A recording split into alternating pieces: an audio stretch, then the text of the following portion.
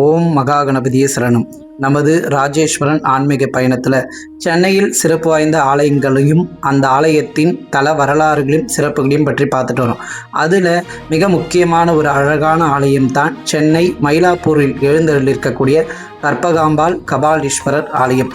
சென்ற பதிவில் இந்த ஆலயத்தில் அம்பாள் பார்வதி அன்னை எப்படி மயிலாக வந்து இறைவனை பூஜித்து திருக்கல்யாண வைபோகத்தோடு திருக்கைலாயம் சென்றார்கள். கையிலையே மயிலை, மயிலையே கைலை என்பதற்கு ஒரு அழகான அற்புதமான ஒரு தல வரலாறை பார்த்தோம். இன்னைக்கு இரண்டாம் பதிவில் திருஞான சம்பந்தர் பூம்பாவை அப்படின்றவங்கள உயிர்ப்பித்தது, அது ரொம்ப ஒரு அற்புதமான ஒரு வரலாறாக சொல்லப்படுகின்றது. அந்த வரலாறையும் அந்த ஆலயத்தில் நடந்த ஒரு அற்புதத்தையும் பற்றி பார்ப்போம் வாங்க. திருஞான சம்பந்தர் அப்படின்னு சொன்னாலே நம்ம எல்லாருக்குமே தெரியும். எல்லா சிவாலயத்திலையும் நால்வர் அப்படின்னு சொல்லக்கூடிய திருஞான சம்பந்தர், திருநாவுக்கரசர், சுந்தரர், மாணிக்கவாசகர், இவங்க நால்வர் இல்லாத சிவாலயத்தை நம்மளால் பார்க்க முடியாது. சைவத்தில் சிவபெருமான் மீது தேவாரம், திருமுறை எனும் பாடல்களை பாடி இன்னைக்கு நம்ம கிட்ட ரொம்ப ஒரு அற்புதமான நூல்களாக தேவாரம், திருவாசகம், திருமுறை என்கின்ற ரொம்ப ஒரு அற்புதமான இறைவன் மீது பக்தி பாடல்களை பாடி இறைவனுக்குள் ஜோதியாக ஐக்கியமானவர்கள். இவர்கள் வாழ்கின்ற வாழ்க்கையின் போதே காலத்திலேயே பல்வேறு அற்புதங்களை இந்த உலகத்தில் நிகழ்த்திருக்காங்க. நம்மளாம் சொல்லுவோம், கடவுளை யார் கண்ணால் பார்த்தது. ஆனால் இவங்க 7ஆம் நூற்றாண்டில் ஒவ்வொரு நூற்றாண்டுகளில் வாழ்ந்த ஒவ்வொரு அடியார்கள் ஒவ்வொரு அதிசயத்தையும் ஒவ்வொரு அற்புதத்தையும் நடத்தியிருக்காங்க. அதில் நம்ம திருஞான சம்பந்தருடைய வாழ்க்கையே ரொம்ப ஒரு அற்புதமான ஒரு வாழ்க்கை தான். அவருடைய பிறப்பு முதல் அவர் இறைவனுக்குள் ஐக்கியமாகும் வரை பல்வேறு சிறப்புகளை, பல்வேறு அற்புதங்களை அவர் நடத்தியிருக்கார். இறைவனுடைய பக்தி அப்படின்றது ஒன்றல்ல இரண்டல்ல, கருணையே வடிவமாய் நிற்கின்ற அந்த பரம்பொருள் பரமேஸ்வரன் ஒருவரை அவர் ஆட்கொண்டு விட்டால், சிவபெருமானுக்கு ஒருத்தரை பிடித்து விட்டது அப்படின்னா அவர் அவளை எளிமையில் அவர் ஒருத்தரை விடமாட்டார். அவருக்குள் அவரை ஐக்கியமாக்கி கொண்டு இந்த உலகத்தில் உலகம் இருக்கும் வரை அவர் புகழ் பாட வைப்பார். அதுபோல ரொம்ப ஒரு அற்புதமான ஒரு அடியாராகவும் நமக்கு இன்னைக்கு தேவாரம், திருவாசகம், திருமுறை பாடுகின்றோம் அப்படின்னா அதில் நால்வரை மிக முக்கியமாக சொல்கின்றோம். அதில் ஒருவராக இருக்கக்கூடிய திருஞான சம்பந்தர் 7ஆம் நூற்றாண்டில் சீர்காழி எனுகின்ற ஒரு அற்புதமான கிராமத்தில் சிவபாத விருத்தையர், பகவதி அம்மையார் ஆகிய தம்பதிக்கு ஒரு அழகான ஒரு ஆண் குழந்தையாக ஆவுடை பிள்ளை அப்படின்ற ஒரு நாமத்தோடு நம்மளுடைய திருஞான சம்பந்தர் பிறக்கின்றார். இவருடைய குழந்தை பருவம் அப்படின்றதே ரொம்ப ஒரு அற்புதம் நிறைந்த ஒரு பருவமாக இருக்கு. எப்பவுமே சொல்லும், குழந்தையும் தெய்வமும் ஒன்று. அதுபோல அவர் பிறக்கும் போதே இறைவனுடைய அனுகிரகத்தால் தெய்வ குழந்தையாக பிறந்து அதன் பிறகு அவருடைய வாழ்க்கையில இறைவனுடைய அனுகிரகத்தால் இறைவனை தனக்குள் ஆட்கொண்டு இறைவன் மீது பக்தி பாடல்களை சிறு வயதிலேயே பாட ஆரம்பிக்கிறார். திருஞான சம்பந்தர் பிறந்திருக்கக்கூடிய குடும்பத்தில் சிவ ஆலயத்தில் பூஜை செய்யக்கூடியவர்களாகவும் சிவன் மீது பக்தி கொண்டவர்களாகவும் இருக்கக்கூடியது அவருடைய தந்தையினுடைய வம்ச வழி. அதனாலேயே அவர் தந்தை என்ன செய்கிறார்னா, நம்மளுடைய திருஞான சம்பந்தரும் 3 வயது குழந்தையாக இருக்கிறார். ஆலயத்துக்கு அழைத்து செல்றது, ஆலயத்தில் பூஜை புனஸ்காரம் செய்யும் பொழுது, இறைவன் வழிபாடு செய்யும் பொழுதுலாம் அங்கே திருஞான சம்பந்தரை அமர வைத்து அந்த பூஜை செய்த, இதெல்லாம் ஒரு குழந்தை பருவத்திலேயே இறைவன் மீது பக்திக்கு ஒரு அடித்தளமாகவே இருக்கு. அதன் பிறகு அவர் என்ன செய்கிறார்னா, ஒரு நாள் குளக்கரையில குழந்தையை அமர வைத்து விட்டு 3 வயது குழந்தை திருஞான சம்பந்தர், அப்போ அவருடைய அப்பா இருக்கார் சிவபாத விருத்தையர் என்ன செய்கிறார்னா, நீராடி கொண்டிருக்கிறார். குழந்தை என்ன பண்ணுதுன்னா, அப்பா ரொம்ப நேரம் குளத்துக்குள்ள முழுகியும் வெளியில வரலையே அப்படின்ற ஒரு எண்ணத்துல குழந்தை அழுக ஆரம்பிக்குது. இந்த அழைய பார்த்த அன்னை உமா மகேஸ்வரி பார்வதி அன்னை, உலகுக்கே தாயாக உலகுக்கே தந்தையாக விளங்குகின்ற பார்வதி பரமேஸ்வரர் என்ன செய்கிறாங்கன்னா, திருஞான சம்பந்தருடைய அழுகையை நிறுத்த வேண்டும் அப்படின்றதுக்காக அன்னை உமா மகேஸ்வரியை இந்த பூமிக்கு எழுந்தருளி அம்பாள் கையில் ஒரு அழகான அமுதப்பாலை கொண்டு வருகிறார்கள். ஞானப்பாலாக அமுதப்பாலாக திருஞான சம்பந்தருக்கு அதை பருக வைக்கிறாங்க. இறைவனும் அதை குடிக்கிறாரு. அப்போ என்ன செய்யறாருன்னா, அவருடைய தந்தை திருஞான சம்பந்தருடைய தந்தை குளத்துல குளிச்சுட்டு வெளியில வந்த பிறகு, குழந்தை வாயெல்லாம் பாலா இருக்கே, குழந்தை அழுதுட்டு இருக்கே, யாரு உனக்கு இந்த பாலை கொடுத்தது அப்படின்னு கேட்கும் போது குழந்தை இறைவன் இருக்கக்கூடிய கருவறையை காட்டுது. அந்த ஆலயத்தில் இருக்கக்கூடிய எம்பெருமானை, சிறுகாழில் குடிக்கொண்டிருக்கக்கூடிய அந்த ஈஸ்வர பெருமானை வந்து காமிக்கும் போது அவருக்கு ஒரு அதிர்ச்சி ஆகுது. யாருப்பா உனக்கு இந்த பால் கொடுத்துன்னு கேட்டவுடனே குழந்தை சொல்றதை விட்டுட்டு பாட ஆரம்பிக்குது. தோடுடைய செவியன் அப்படின்ற ஒரு பாடலை பாடுறாங்க. முதல் பாடலே அவருடைய அற்புதமான ஒரு 3 வயது குழந்தை பேசுறதே வந்து கஷ்டம் இன்னைக்கு காலத்துல. ஆனா அந்த காலத்திலேயே இறைவனுடைய அனுகிரகத்தினால் தேவார பாடலை முதல் பாடலை பாட ஆரம்பிக்கிறார். இவருடைய முதல் பெயர், பெற்றோர் வைத்த பெயர் வந்து பகவதி அம்மையாரும் சிவபாத விருத்தையரும் வைத்த பெயர் ஆவுடை பிள்ளை. அன்னை ஆதிபராசக்தியே அமுதப்பாலை ஞானப்பாலை தந்ததினால் அதை பருகியதால் இவருக்கு திருஞான சம்பந்தர் அப்படின்ற ஒரு அற்புதமான ஒரு நாமம் வந்தது. நம்மளுடைய திருஞான சம்பந்தர் என்ன செய்கிறாருன்னா, குழந்தை பருவத்திலேருந்து வளர வளர அவர் சிவன் மீது பக்தி கொண்டு சிவன் மீது பல்வேறு தேவார பாடல்களை பாட ஆரம்பிக்கிறாரு.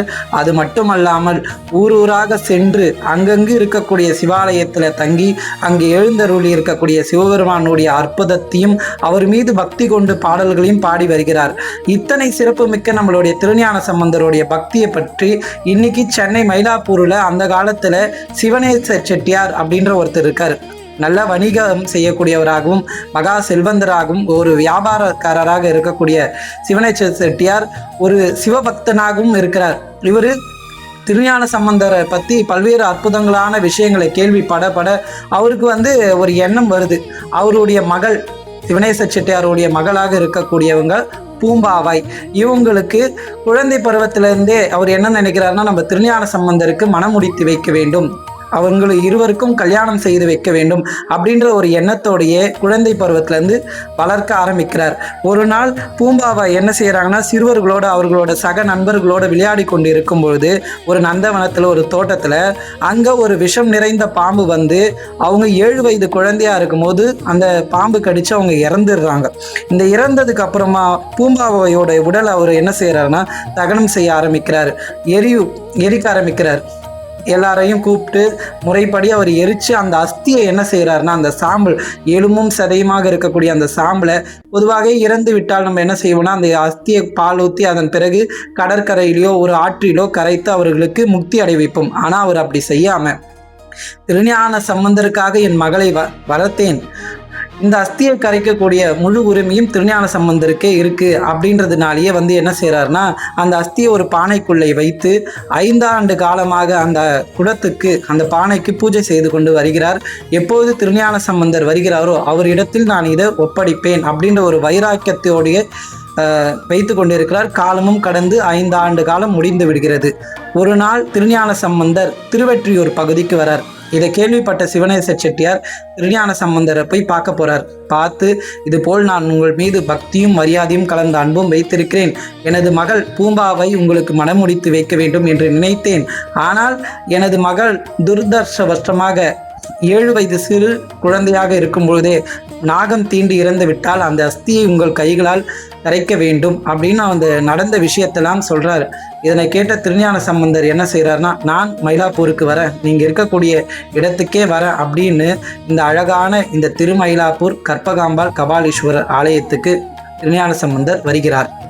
திருஞான சம்பந்தர் இங்கு வந்த பிறகு சிவனேச செட்டியார்கிட்ட சொல்கிறாரு, நீங்கள் போய் அந்த அஸ்தி குடத்தை கொண்டு வாங்க அப்படின்னு சொல்லிட்டு இந்த ஆலயத்தில் வைத்து கபாலீஸ்வரர் மீது முழுமையான பக்தி கொண்டு முழுமையான அன்பு கொண்டு ஒரு அன்பான ஒரு தேவார பாடலை பாட ஆரம்பிக்கிறார்.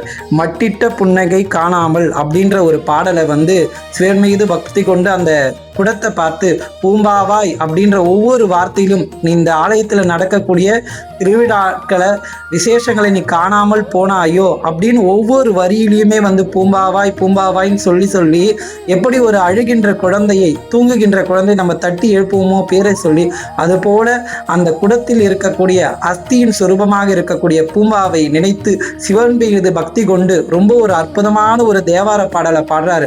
இந்த பாட்டு முடியும் பொழுது சிவபெருமானுடைய திருக்கருணையாலும் நமது திருஞான சம்பந்தருடைய அருள் பக்தி பாடலாலையும் 7 வயது சிறுமியாக இறந்து அஸ்தியாக 5 வருட காலத்து பிறகு அந்த குடத்தை உடைத்து கொண்டு 12 வயது ஒரு பெண்ணாக 2 கரம் கூப்பி வணங்கியபடி பூம்பாவை அம்மையார் வந்து எழுந்து நிற்கிறாங்க. அப்போ அதை பார்த்த உடனே எல்லாருக்குமே ஒரு அதிர்ச்சி. இப்பேற்பட்ட ஒரு தெய்வ அனுகிரகம் உடையவர் அப்படின்றதெல்லாம் ஒரு ஆச்சரியப்படுறாங்க எல்லாருமே. அதிசயமாகவும் நடக்குது அந்த இடத்துல. இன்னைக்குமே அந்த பங்குனி மாத 10 நாள் திருவிழால இது ஒரு உற்சவமாகவே இன்னைக்கும் நடந்த ஒரு நிகழ்ச்சியை எல்லாரும் நம்ம மறுபடியும் ஞாபகப்படுத்திக்கிற மாதிரி திருமயிலாப்பூர் கற்பகாம்பாள் கபாலீஸ்வரர் ஆலயத்துல குளக்கரையில பூம்பாவாய் திருஞான சம்பந்தர் சிவனேச செட்டியார் எழுந்தருளி அந்த இடத்துல ஒரு விசேஷ நாட்களாக ஒரு விசேஷ பூஜையாக பங்குனி உத்திர நன்னால இந்த நடக்குது. அது மட்டும் அல்லாமல் இந்த விசேஷத்துல நம்ம கலந்துக்கும் போது நம்மளுடைய ஆயுள் கூடுறதாக சொல்லப்படுகிறது ஒரு ஐதீகம். இப்படி திருஞான சம்பந்தர் என்ன செய்யறாருன்னா 12 வயது ஒரு பெண்ணாக உயிர்ப்பித்த பிறகு சிவனேச செட்டியார் சொல்றாரு, என்னுடைய மகளை உங்களுக்கு தான் திருமணம் செய்து வைக்கணும்னு நான் ஆசைப்பட்டேன், இப்போ நீங்க திருமணம் செய்து கொள்ள வேண்டும் அப்படின்னு சொல்லும்போது, அவங்க உங்க மகளாக இறந்துட்டாங்க, நான் உயிர்ப்பித்ததனால் உயிர் தந்ததனால் எனக்கு மகள் முறையில் ஆகிட்டாங்க, அப்படின்றதுனால நான் திருமணம் செய்துக்க மாட்டேன் அப்படின்னு சிவனேச செட்டியார் கிட்ட சொல்லும்போது, பூம்பாவை இறைவனுடைய கருணையினாலும் தேவார பாடலினால் நான் உயிர்ப்பித்தேன் அப்படின்ற ஒரு எண்ணத்திலேயே என்ன செய்யறாங்கன்னா மிகுந்த ஒரு சிவபக்தியாக அவங்க வாழ்நாள் முழுவதும் சிவன் மீது பக்தி கொண்டு வாழ ஆரம்பிக்கிறாங்க. இன்னைக்குமே சிவனுடைய நம்ம கபாலீஸ்வரருடைய ஆலயத்துல நம்ம போய் பார்த்தோம்னா கிழக்கு கோபுரத்துக்கு பக்கத்துல இருக்கக்கூடிய ரொம்ப ஒரு அற்புதமான சந்நிதிகளை நம்ம பார்ப்போம். அருணாச்சலேஸ்வரர், நர்த்தன கணபதி, அதன் பிறகு நவகிரக ஸ்தலம், இதெல்லாம் பார்க்கும் பொழுது நவகிரக சந்நிதியெல்லாம் பார்க்கும் பொழுது அதே போல் மேற்கு கோபுரத்துக்கு எதிராக இருக்கக்கூடிய தெப்பகுளம் இறைவனே அங்கு மேற்கு திசையை பார்த்த வண்ணம் இருப்பார்கள். சிவபெருமானை அந்த கபாலீஸ்வரரை பார்த்த வண்ணம் மேற்கு கோபுரத்திற்கு அருகாமையில் இருக்கக்கூடிய பூம்பாவாயும் திருஞான சம்பந்தரும் ஒரே சந்நிதியில எழுந்தவர்கள் இருப்பாங்க. ரொம்ப ஒரு அற்புதமான ஒரு காட்சி. இன்னைக்கும் பல்வேறு இந்த ஆலயத்துக்கு வரக்கூடியவங்க சுற்றுலா பயணிகள் இந்த ஆலயத்தில் நடந்த நிகழ்வுகள் அங்கங்க கல்வெட்டுகளாக பதிச்சிருக்கும். இந்த ஆலயம் முழுக்கவே இந்த ஆலயத்தினுடைய சிறப்புகள், தல வரலாறுகள், கந்தசஷ்டி கவசம் மற்றும் இறைவன் மீது இருக்கக்கூடிய பல்வேறு நாமங்களும் அந்த இடத்துல கல்வெட்டை நம்ம பார்க்கலாம். அதி அற்புதம் நிறைந்த இந்த ஆலயத்துல அம்பாலும் இந்த இடத்துல சிவன் மீது பக்தி கொண்டு தவம் புரிந்து சிவனை அடைந்தார்கள். அதன் பிறகு சிவபெருமான் மீது பக்தி கொண்டு திருஞான சம்பந்தரும் பூம்பாவை உயிர்ப்பித்தார்கள். அருணகிரிநாதரும் இங்கு எழுந்தருளி இருக்கக்கூடிய சிங்காரன் வேலன் மீது 10 பாடல்கள் பாடியிருக்காங்க. அது மட்டும் அல்லாமல் 63 நாயன்மார்களில் ஒருவராக இருக்கக்கூடிய வாயிலார் நாயனார் பிறந்த ஒரு ஊராகவும் அவர் இந்த சிவபெருமான் மீது பக்தி கொண்ட ஒரு திருத்தலமாகவும் இருக்கக்கூடியது. இந்த ஆலயத்தை பற்றி சொல்லணும்னா ஒன்றல்ல இரண்டல்ல பல்வேறு விஷயங்கள் சொல்லிக்கொண்டே போகலாம். அதே போல் பங்குனி மாதத்தில் வருகின்ற 10 நாள் திருவிழாவும் இந்த பகுதியில் மட்டுமல்லாமல் வெளிநாட்டவர்களும் இந்த திருவிழாவை காண வருவாங்க. ஒவ்வொரு நாளும் இறைவன் ஒவ்வொரு அலங்காரம், ஒவ்வொரு வாகனத்தில் எழுந்தருள்கிறார். ரொம்ப ஒரு அற்புதமான நந்தி வாகனம், ரிஷப வாகனம், ராவண வாகனம், கற்பகுருட்ச வாகனம், ஒரு ரதத்துல மகாரதம். அந்த ரதம் இந்த ஊரை சுற்றி வரும்போது, அந்த ஆலயத்தை சுற்றி வரும்போது ரொம்ப ஒரு சிறப்புமிக்க ஒரு காட்சியாக இருக்கும். சிறப்பான இசை கச்சேரி, நடன நிகழ்ச்சி, அது மட்டும் அல்லாமல் 63 நாயன்மார்களுடைய திருவுயிது விழா, திருஞான சம்பந்தர் பூம்பாவை உயிர்ப்பித்த ஒரு திருக்காட்சி, அந்த தெப்பகுளத்துல தெப்ப உற்சவம் என பல்வேறு சிறப்புகள் இந்த 10 நாளுமே இந்த ஆலயம் மிக ஒரு பிரம்மாண்டமான முறையில இந்த உற்சவம் நடைபெறும். அது மட்டும் அல்லாமல் நவராத்திரி அப்படின்னு சொன்னாலே இந்த ஆலயம்தான் ஒரு முக்கிய இடம் பெறும். அம்பாள் கற்பகாம்பாள் எழுந்தருளி ஒவ்வொரு நாளுமே கற்பகாம்பாள் சக்தியின் சுரூபம், ஆதிசக்தி தான் அனைத்து வடிவமே. அப்பேற்பட்ட அந்த அம்பிகை பராசக்தி கற்பகாம்பாளுக்கு ஒவ்வொரு நாளுமே ஒவ்வொரு அலங்காரம், ஒவ்வொரு வாகனம், கிளி வாகனத்துல, ரிஷப வாகனத்துல, நந்தி வாகனத்துல, அதன் பிறகு மாமரத்துல காமாட்சி எப்படி தவம் புரிந்தார்களோ மாங்காட்டிலே, காஞ்சிபுரத்துல அது போன்ற ஒரு திருக்கோலம், மீனாட்சி அம்பிகையினுடைய சுரூபம் ஒவ்வொரு நாளும் ஒவ்வொருடைய உற்சவமாக நடைபெறுகின்றது. இந்த இடத்துல வைக்கின்ற கொலு உலகம் புகழ் பெற்றது. ஒவ்வொரு கொலுவில் இருக்கக்கூடிய ஒவ்வொரு சிற்பமும் ஒவ்வொரு சிலைகளுமே ஒவ்வொரு புராணத்தோடு தொடர்புடையதாக, ஒவ்வொரு கதை சொல்லக்கூடியதாக இருக்கும். அதனாலேயே இங்க நிறைய பேர் வெளிநாட்டவர் இந்த ஆலயத்தை புகைப்படம் எடுப்பது, இந்த ஆலயத்தோடைய தல வரலாறுகளை பற்றி படிப்பது, அது போல இந்த கோயிலை சுற்றி நம்ம பார்க்குறோம் அப்படின்னும் போது நிறைய கடைகள், நிறைய இந்த ஆன்மீக புத்தக நிலையங்கள் இருக்கும். இறைவன் மீது பக்தி பாடல்கள் பாடிய, அனுகிரகம் பாடிய எத்தனையோ தேவார திருமுறைகளுடைய பாடல் இருக்கக்கூடிய கல்வெட்டுகளை நம்ம போய் பார்க்கலாம் இந்த ஆலயத்தில். ரொம்ப ஒரு அற்புதமான இந்த ஆலயம். திருமண தடை நீர்க்கக்கூடியதாகவும் இருக்குது. ஒருத்தருக்கு வாழ்க்கையில் அப்படின்னு பார்த்தா கல்யாணன்றது ரொம்ப முக்கியம். அதுபோல் திருமணம் வரம் வேண்டும் அப்படின்றவங்க எப்படி அம்பாள் வந்து சிவனை நோக்கி தவம் இருந்து இந்த இடத்துல சிவனை அடைந்தார்களோ அதே போல் ரொம்ப திருமண வாழ்க்கையில் வந்து பிரச்சனை இருக்கிறவங்களும் சரி இந்த இறைவனை வந்து வழிபாடு செய்யும்போது ஒருவருக்கு ஒருவர் விட்டு கொடுக்குற ஒரு குணம் வரும். திருமணம் வரம் தேடக்கூடிய ஒரு நல்ல பையன் வேணும், நல்ல பொண்ணு வேணும் அப்படின்னு நினைக்கக்கூடியவங்க வெள்ளிக்கிழமையில இந்த கற்பகாம்பாளை 5 வாரம் அல்லது 7 வாரம் தரிசனம் செய்து வணங்கும் பொழுது நிச்சயம் நல்ல வாழ்க்கை துணை அமைகின்றது. அது மட்டுமல்லாமல் இந்த ஆலயத்தினுடைய சஷ்டி, கிருத்திகை, பிரதோஷ நாட்கள், சிவராத்திரி, வருடத்தில் வரக்கூடிய எல்லா நாட்களும் உற்சவ நாட்கள், வெள்ளிக்கிழமை அம்பாளுக்கு ரொம்ப ஒரு சிறப்பான பூஜை நடைபெறுகின்றது. இத்தனை சிறப்பு மிக்க இத்தனை அற்புதங்களை தனக்குள் கொண்டு இருக்கக்கூடிய இந்த கபாலீஸ்வரர் கற்பகாம்பாளுடைய ஆலயத்துக்கு நம்ம எல்லாரும் நேரிலே ஒரு முறை சென்று இறைவனை தரிசனம் செய்து எப்படி கையிலேயே மயிலையே கைலாயத்தில் போய் சிவபெருமாள் பார்வதி அன்னையை தரிசனம் செய்தால் என்ன ஒரு புண்ணியமோ அதுபோல் இந்த மயிலையில் குடிகொண்டிருக்கக்கூடிய இறைவனை தரிசனம் செய்து வாழ்க்கையில் எல்லா வகையான நலன்களும் வளங்களும் புண்ணியங்களும் பெற்று வாழ வேண்டுகிறோம். இதேபோல் ஆன்மீக தகவலுக்கு நம்மளுடைய சேனலுக்கு லைக் பண்ணுங்கள், ஷேர் பண்ணுங்கள், சப்போர்ட் பண்ணுங்கள்.